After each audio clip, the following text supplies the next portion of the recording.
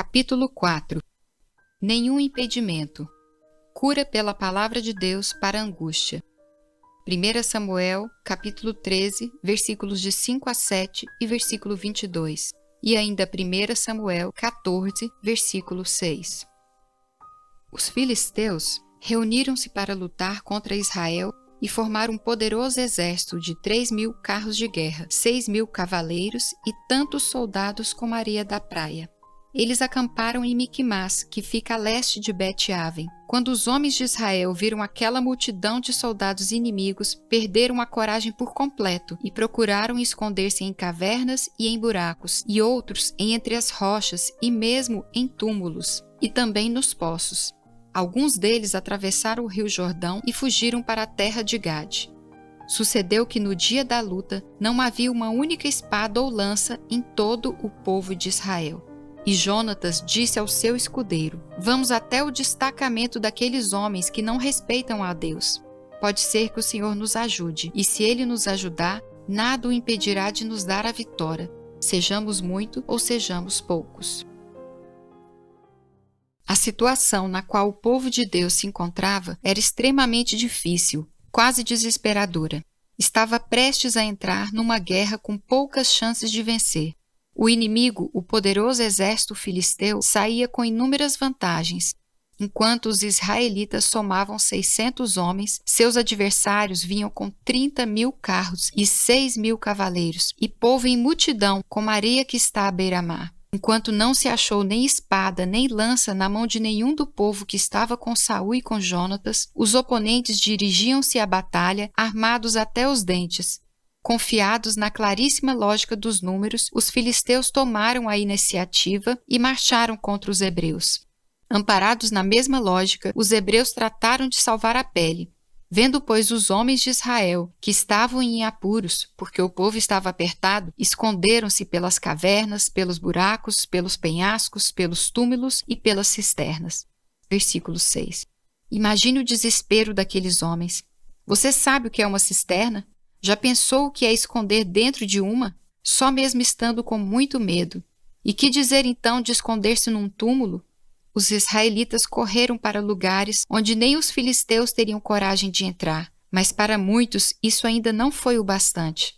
Também alguns dos hebreus passaram o Jordão para a terra de Gade e Gileade. Versículo 7. Deixaram casa, família e pátria e colocaram-se a uma distância segura. Quando os inimigos chegassem, estariam bem longe. Até os mais valentes que não fugiram estavam apavorados. E o povo que permaneceu com Saul, estando este ainda em Gilgal, se encheu de temor. Verso 7. E como nenhum soldado tinha sequer um estilingue, que situação ridícula, os olhares e atenções se dirigiam para Saul e Jonatas, que eram o rei e o príncipe herdeiro de Israel, e os únicos a possuírem armas. Só que os líderes também não pareciam saber o que fazer. Você já esteve alguma vez numa situação assim? Talvez esteja enfrentando algo parecido agora mesmo. Há um problema que o atormenta. O confronto é inevitável. O inimigo é indiscutivelmente mais forte. O tempo se esgota. As pessoas cobram-lhe uma posição. Você simplesmente não sabe o que fazer. É em momentos como esse que a angústia se apodera do nosso coração. Para o dicionário, angústia é estreiteza, brevidade, grande aflição, ansiedade acompanhada de opressão e tristeza. Para Davi, angústia era atravessar o vale da sombra da morte. Para Abraão, angústia era ter de sacrificar o filho Isaque. Para Jesus, angústia foi suar gotas de sangue no Getsêmani. Para muitos hoje, angústia é um filho viciado, um pai incrédulo, um marido desempregado, uma esposa doente, um casamento desfeito. Diante das adversidades, temos, assim como os hebreus, a reação natural de fugir. É possível que você esteja, agora mesmo, procurando uma cisterna para esconder-se ou arrumando as malas, tirando o seu time de campo, antes que se inicie uma batalha da qual você sabe que não sairá vencedor. Então, você pode ter uma ideia de como Jonatas, o príncipe de Israel, se sentia. Sua situação era extremamente difícil. Ele encontrava-se num grande aperto, encurralado, colocado contra a parede. Não se via uma saída aceitável. Todavia, Jonatas foi capaz de reverter o quadro adverso de uma maneira tão imprevisível, tão completa, que transformou aquela batalha perdida numa das maiores vitórias da história do povo de Deus. Através dele, o Senhor livrou Israel e infligiu uma pesada derrota aos seus tradicionais inimigos. No final do confronto, os filisteus e não os israelitas estavam se escondendo. Os desertores saíram de seus esconderijos. Versículo 22. Os traidores voltaram a defender seu país. Verso 21. E os adversários, desorientados, mataram-se uns aos outros, sofrendo uma grande derrota. Verso 20. Qual foi o segredo de Jonatas para superar a própria angústia e conquistar uma vitória tão espetacular? Na verdade, o segredo dele está à disposição de qualquer um de nós. Podemos afirmar que o fator determinante para o sucesso de Jonatas foi o conceito que ele tinha de Deus, a compreensão que ele tinha do Senhor, do seu caráter, dos seus atributos e da sua vontade. O Senhor nos chama à batalha. Jonatas foi dominado por uma convicção irremovível de que o Senhor o chamava à batalha. Vem, disse ele ao seu escudeiro, passemos a guarnição destes incircuncisos. Porventura o Senhor nos ajudará nisso. O povo estava paralisado, mas o príncipe decidiu mexer-se.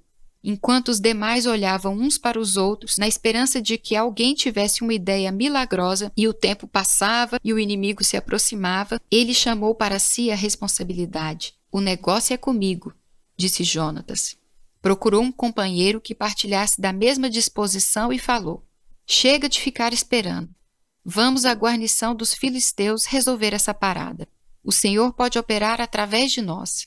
Enquanto o rei Saul, angustiado, andava de um lado para o outro dentro da tenda, imaginando quem o Senhor poderia enviar para deter os filisteus, Jonatas acreditou que esse enviado poderia ser ele próprio, e isso o levou à ação. Todas as decisões que tomamos na vida têm suas consequências.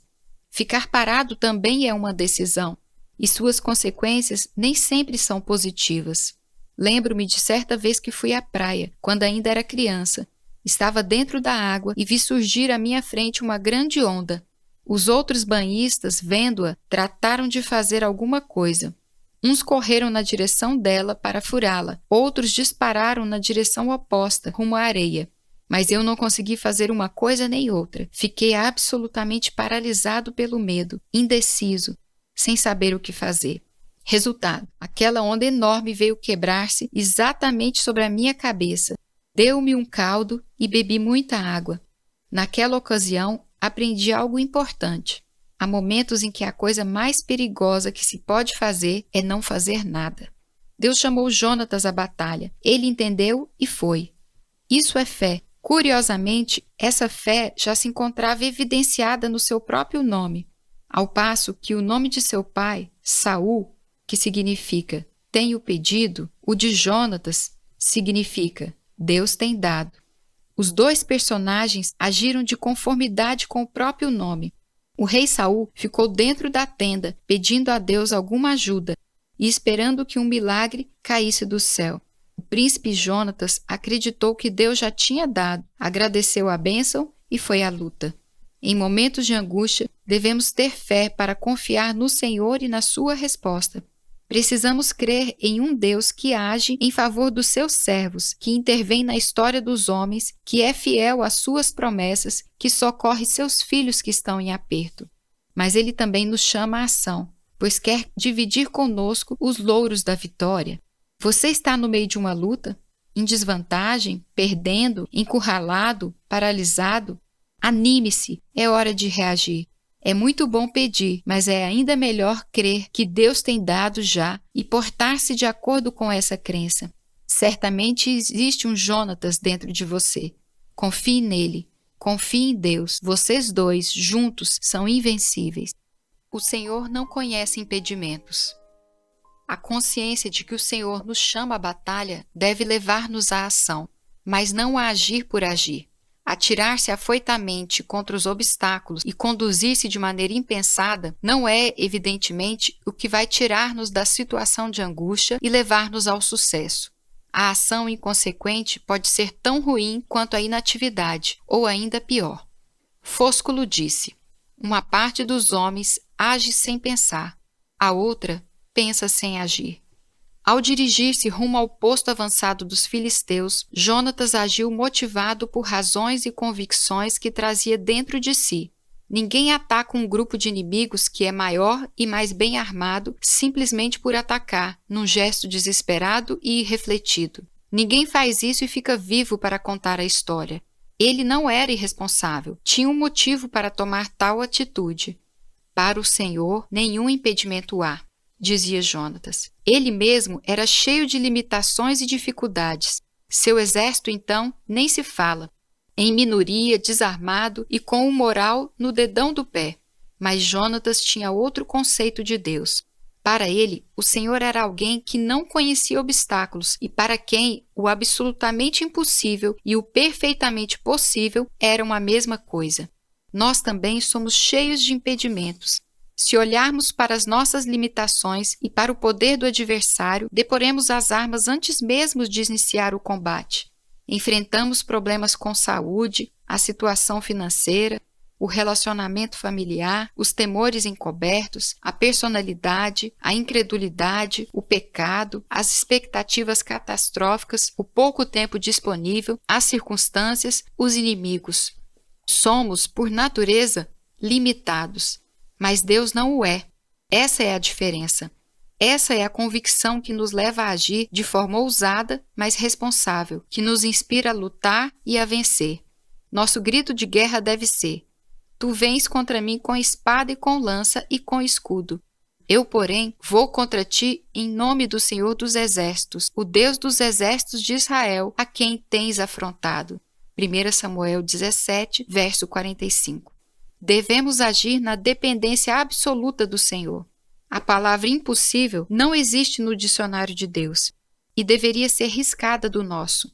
Para Deus não haverá impossíveis, disse o anjo a Maria quando lhe anunciava um acontecimento humanamente inviável. Lucas 1, verso 37. O nosso Deus é o mesmo de Maria, de Jonatas e de Davi. Basta que o vejamos como esses servos do Senhor o viram. Que confiemos nele como eles confiaram. O impossível é a especialidade de Deus. Uma querida irmã passou por uma experiência de enfermidade grave. Ela teve um infarto muito violento. No hospital, após verificar seus exames, disse-lhe o médico: Preciso ser bastante sincero. O seu caso é insolúvel. Se eu não a operar, a senhora terá no máximo 9 meses de vida. Se o fizer, o mais provável é que morra na mesa de operação. Não é fácil escutar palavras como essas de um médico. Ou você morre, ou você morre. Ainda mais quando se tem apenas 45 anos, um casal de filhos adolescentes e 2 netinhas para criar. Se fosse o caso, ela estaria pronta a seguir para a glória, mas acreditava que sua presença aqui na terra ainda era muito necessária.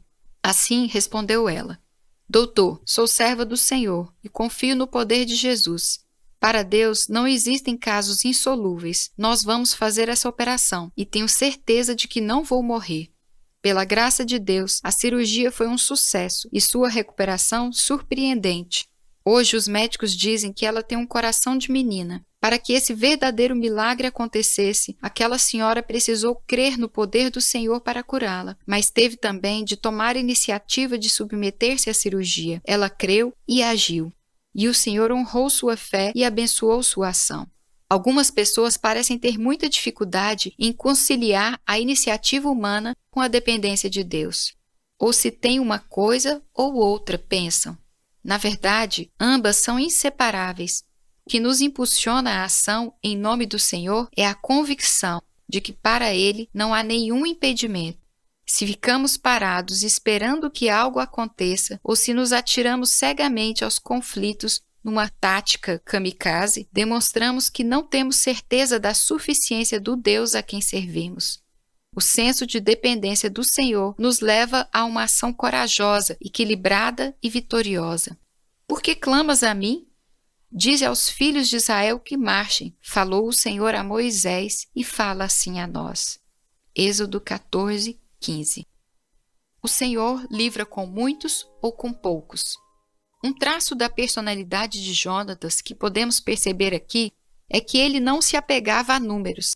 Sabia que os soldados de seu pai eram apenas 600 e que os filisteus tinham 30.000 carros, 6.000 cavaleiros e incontáveis soldados de infantaria. Sabia que a guarnição inimiga que atacaria era composta por mais de 20 homens armados e que ele e seu escudeiro eram apenas 2. Mesmo assim, tomou a iniciativa. Para o Senhor, nenhum impedimento há de livrar com muitos ou com poucos, ele disse. A matemática dele era diferente. A Bíblia conta a história de pessoas que escorregaram e caíram, por se deixaram levar pela força dos números. O sumo sacerdote Arão construiu um bezerro de ouro para agradar a multidão, impaciente com a demora de Moisés. Saul deixou de cumprir as ordens de Deus, porque preferiu agradar o povo que andava com ele. Pilatos entregou Jesus para ser crucificado, para não contrariar os líderes religiosos que exigiam a sua execução. Não é fácil colocar-se contra os números, ser autêntico, opor-se às multidões. Mas onde outros erraram, Jonatas acertou. O Senhor pode livrar com muitos, e nos sentimos bem quando isso acontece. Mais frequentemente, porém, ele livra com poucos. A história do reino de Deus desafia a lógica dos números. O povo do Senhor é sempre minoria. O Império Romano foi evangelizado por apenas 12 apóstolos. Nações pagãs foram alcançadas por missionários solitários. Grandes igrejas tiveram início com uma reunião de meia dúzia de membros. Na matemática de Deus, estar em minoria é a regra, não é exceção. Não é impedimento, é a estratégia da vitória. Irmãos, reparai, pois, na vossa vocação, visto que não foram chamados muitos sábios segundo a carne, nem muitos poderosos, nem muitos de nobre nascimento. Pelo contrário, Deus escolheu as coisas loucas do mundo para envergonhar os sábios e escolheu as coisas fracas do mundo para envergonhar os fortes. E Deus escolheu as coisas humildes do mundo e as desprezadas e aquelas que não são para reduzir a nada as que são, a fim de que ninguém se vanglorie na presença de Deus. 1 Coríntios 1, 26 a 29. O que nos leva à ação, mesmo quando as adversidades são grandes? O que nos impulsiona a lutar, mesmo quando os homens nos dizem que não temos chances de ganhar? É o fato de que a vida não se resume àquilo que podemos ver e sentir, não se restringe às realidades materiais. Deus tem colocado soldados e armas em grande número à disposição de seus filhos. Nós podemos vê-los com os olhos da fé. Quando o rei da Síria enviou um grande exército com cavalos e carros para prender Eliseu em Dotã, o moço que acompanhava o homem de Deus ficou apavorado. Ele levantou-se bem cedinho e, ao sair de casa, deparou-se com um batalhão de homens armados cercando a cidade. Foi noticiar o fato ao profeta e surpreendeu-se com a sua reação tranquila.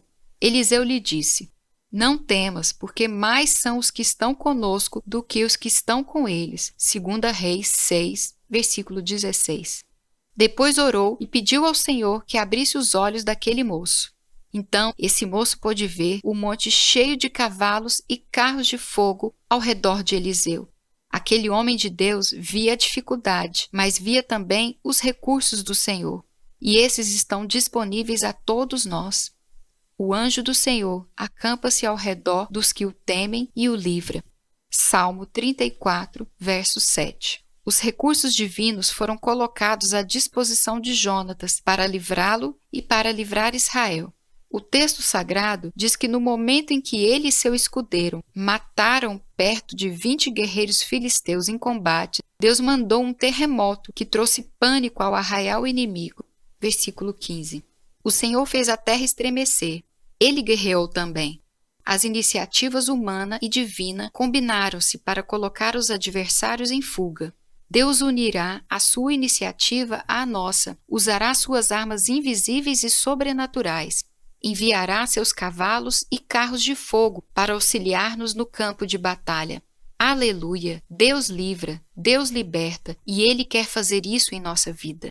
Hernán Cortés, o grande conquistador espanhol, quase perdeu a vida quando esteve pela primeira vez na cidade do México, capital do Império Azteca. Os nativos voltaram-se contra ele, mataram muitos dos seus soldados e obrigaram-no a fugir. Ele e o que restou do seu exército escaparam por um triz. Atravessaram o lago que circundava a cidade debaixo de uma nuvem de flechas que caíam sobre eles. Embrenharam-se pela mata, enfrentando feras e serpentes, fome e frio, sempre perseguidos pelos guerreiros de Montezuma. Por fim, um punhado de sobreviventes, fracos, feridos e humilhados, conseguiu chegar à praia. Ali estavam os navios que os haviam trazido através do Atlântico para aquela malfadada aventura. Os olhos de todos estavam postos sobre o comandante. Esperavam que Cortés desse a ordem de embarcar, levantar âncoras e içar velas, a fim de que retornassem, derrotados, porém vivos, à Espanha. Qual não foi a surpresa dos soldados, no entanto, quando o chefe lhes disse: "Vamos tratar os feridos, reequipar o exército, reorganizar a tropa. Voltaremos lá para conquistar aquela cidade." Aparentemente, só um louco, em vez de se dar por satisfeito em salvar a própria pele, retornaria ao campo de batalha do qual escapara como que por milagre semanas antes. Mas era exatamente isso que Cortés se propunha a fazer. Os espanhóis agiram conforme as ordens do comandante. Reorganizaram-se, planejaram um novo ataque e adentraram mais uma vez a floresta rumo à cidade do México. Marcharam por vales e montanhas, cruzaram o lago a bordo de canoas, enfrentaram o exército inimigo, cercaram a cidade e derrotaram-na. Cortés conseguiu, num momento de angústia, encontrar forças para retornar à luta e extrair dos soldados o que eles tinham de melhor. E assim transformou uma derrota avassaladora numa vitória inesquecível.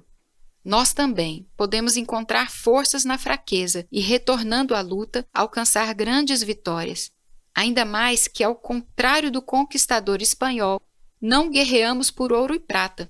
Lutamos por coisas muito mais valiosas, a nossa felicidade e a dos nossos amados, a honra e a glória do nome de Deus. Como transformar a derrota em vitória, o desespero em confiança, a angústia em regozijo? Através do texto bíblico, o Espírito Santo nos ensina. O Senhor nos chama à batalha e devemos ir. Ele não conhece impedimentos e nos desimpedirá. Ele livra com muitos ou com poucos e nos livrará. O Deus de Jonatas é o mesmo nosso. É aquele que enviou o próprio Filho para nos redimir. Portanto, não poupará esforços na promoção da nossa felicidade. Romanos 8, versículo 32. Se nós o virmos assim e agirmos de acordo com essa visão, a visão de Jonatas, podemos animar-nos, lutar e testemunhar. Alcancei a vitória em nome de Jesus.